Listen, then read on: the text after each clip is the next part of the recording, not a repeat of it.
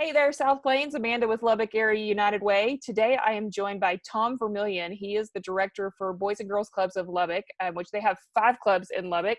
4 clubs in Lubbock and 1 in Shallow Water. So covering the South Plains and caring for a whole lot of kids until suddenly they were told they couldn't care for a whole lot of kids, and things changed, and they had to close their doors for a few weeks as they kind of shifted their model around and figured things out. So Tom, how are you? How are you doing? We're doing well. So, we're just kind of trying to get a grasp on the new norm, so they say. Absolutely. So you guys have actually been back open. This is your second week back open, correct? Yes, that's correct. And not all your clubs, just a few of your clubs are open, and right? Yes, that's true. We right now, we basically have the Talkington Boys and Girls Club out in West Lubbock open, and also the Optimus Boys and Girls Club down by the hospitals actually open. They are basically serving essential personnel, and those kiddos, if they were already a member of the Boys and Girls Clubs, there's no cost for them to come. And for the month of May, essentially, if it's a new kid that wants to come and do that, then basically the cost is only a $10 membership fee. We will pretty much begin our regular summer programming if this all works out and the governor says you can do this. The target date right now is June the 1st. And so we'll have to see if that gets pushed back or exactly how that works. But our goal is to eventually have all 4 of our Boys and Girls Clubs in Lubbock actually open for the summer. And so I think you just nailed it on the head. One of the biggest challenges right now is we haven't received news exactly word about when childcare is going to be able to open up to non-essential service families. That's And true. yet we're reopening and parents are going back to work and their kids aren't in school. And what am I supposed to do with my kid? How am I supposed to take care of my kid? And that's probably been a challenging stream for you guys to navigate if it's not a river instead of a stream. We have been getting regular phone calls, Amanda, I promise. So, and it's one of those kind of things that, with a lot of the people actually going back to work, they're going to have somewhere for their children to go. And it's something that, we've been kind of trying to deal with as far as what we can do to help. But really, until that is opened up, from, the governor's office, then essentially there's really not much you can do other than serving those essential personnel kids. And so, which they definitely need somewhere to go at the same time because, their parents have to go to work. There's no ifs, ands, or buts.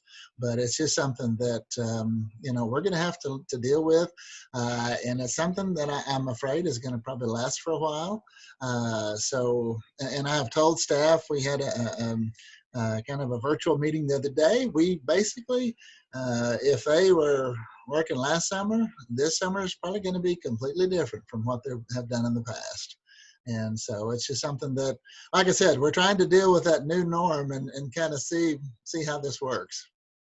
Just to give folks an idea, Tom, on an average summer, about how many kids do y'all have enrolled in your summer programs? I would say between all 4 of the clubs, we're going to have close to 500 kids a day. Okay. So, and potentially more. So it's just one of those things. We probably will not be able to do that this summer because our ratios right now for the essential personnel kids is 1 to 8. And so we're looking at pretty much a 1 to 10 this summer, and probably will limit the number of kids that we actually serve at a club. So it's going to be a little bit more challenging, number one, for staff, because right now they're all pretty much wearing masks every day, all day long. Kiddos are wearing masks as well. And so we want, the number one goal for Boys and Girls Clubs is to keep everyone safe and to make sure that not only our kids, but also our staff basically are still, good to go on that part of it. And so we want to make sure that we take every precaution that we can to pretty much do that. Such a strange shifting environment. You talked a little bit about your staff there and the changes that they've had to make. I know when this first started, we sat down, we all started talking to us and all of the community partners about childcare and some of the biggest challenges that were going to be coming out of this. One of the things I remember you saying that really struck me is most of your staff is college students. And You tech bet. had just shut down and said, please don't come back to Lubbock. And in fact, they're still saying, please don't come back to Lubbock. That's true. That hasn't changed. And so that really, I mean, part of what you guys having to shut down and reconfigure was just figuring out how are you going to staff your club. So tell us a little bit about how y'all have navigated some of those challenges. Well, and to be honest with you, young lady, I still have staff in Dallas and in Houston and San Antonio. So, yeah, they're still scattered all over the state. But it's one of those things, and that's why we decided to go ahead and open a couple of clubs. So we just kind of combined staff from pretty much all of our clubs together to kind of staff those two at this time.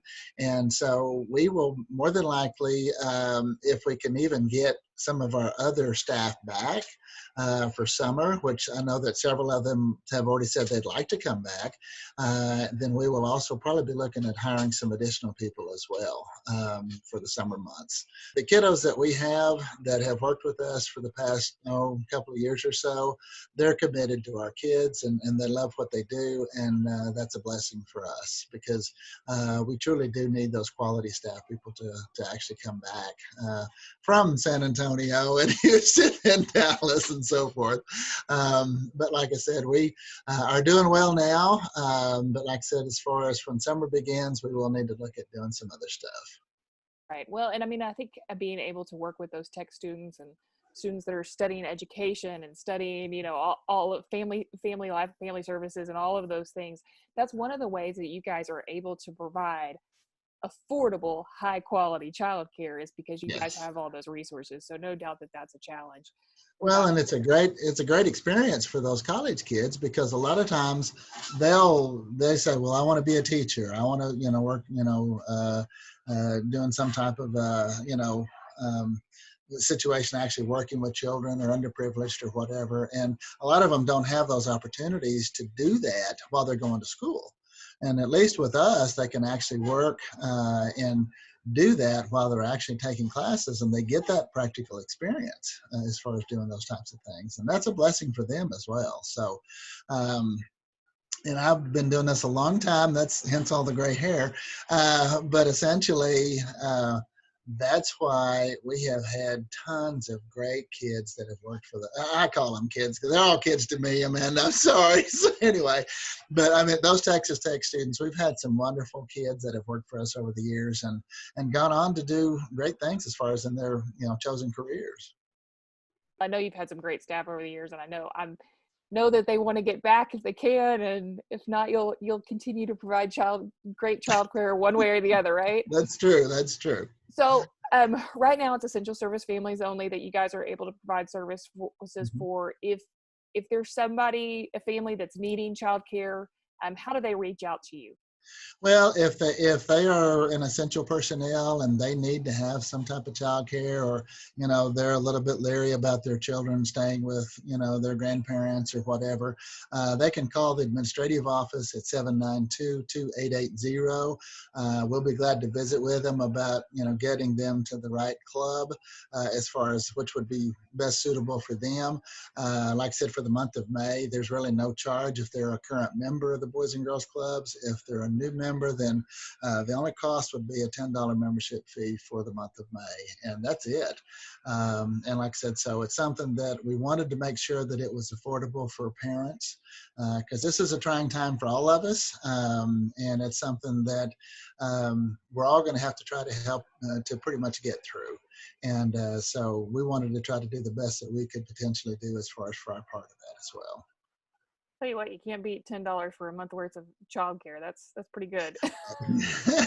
This is true. As somebody who pays childcare costs, that's well, that's true. Well, and then when you're looking at from 7:30 in the morning until 6 in the evening, plus we're feeding those kids and so forth. So we just wanted to make sure that it was something that was affordable for those kiddos. Well, thanks for that, Tom. If things start reopening and you guys are able to broaden services, open more of the clubs, allow in more families, do y'all have a waiting list or anything, or what do people need to do to keep in touch with you about that? I started to say what they probably need to do, and I've had a lot of phone calls at the administrative office already. If they want to call the admin office, that's great. Or if they want to try to get in touch with the particular club that they may have gone to this past summer, they're more than welcome to do that as well, because unit directors are actually checking messages at those clubs as well. And so, but yeah, we just want to make sure that we're doing, what we can to help. And like I said, the thing is, it's not going to be just like what it was last summer. And I think we all know that. And but we want to make sure that, number one, our kids are in a safe environment, but also that they have fun and that they have a good time. Right now, it's so stressful, and so many kids are just stressed to the max because they don't know anything about this stuff either. Just it's kind of like me and you. So anyway, we don't know anything either. But I mean, basically, when you're 8 years old, it can be a little bit daunting on some of those things. And so we want to make sure that they have a good time in a safe environment, and that their parents can actually go to work and do the things that they need to do, and then pick their child up when they get done. So I would just recommend them calling the administrative office, and like I said, we'll try to get them to the nearest club that works for them. And I think Thomas, Thomas. Hey, I've been called worse, Amanda, so don't worry about it. It's okay. I think that what you said, though, is that's the whole purpose of your club, to provide a safe environment for kids after school during the summer, where parents feel good about their kids being there when they don't have the opportunity to be there, when they've got to work or do whatever it is that they need to take care of. So we appreciate you guys continuing to fulfill that mission and fulfill that purpose in our community. We're thankful for what you guys are doing. South Plains, we will post, like we always do, we'll post those links and that phone number when we put this up, so you can access that really easily. If you're essential services personnel and you need daycare right now, you need childcare, please reach out to the Boys and Girls Club. If not, keep up with the updates. We'll be putting updates on our page, and I know the Boys and Girls Club will be putting up updates as well, letting us know when we can go back to childcare for everybody who is in need of it. So normal activities, shall we say? When normal activities resume, whatever they will look like. Probably That's not. True. That's true. Thanks so much for your time, and thank you, South Plains. We will be back with you again soon. Thank you.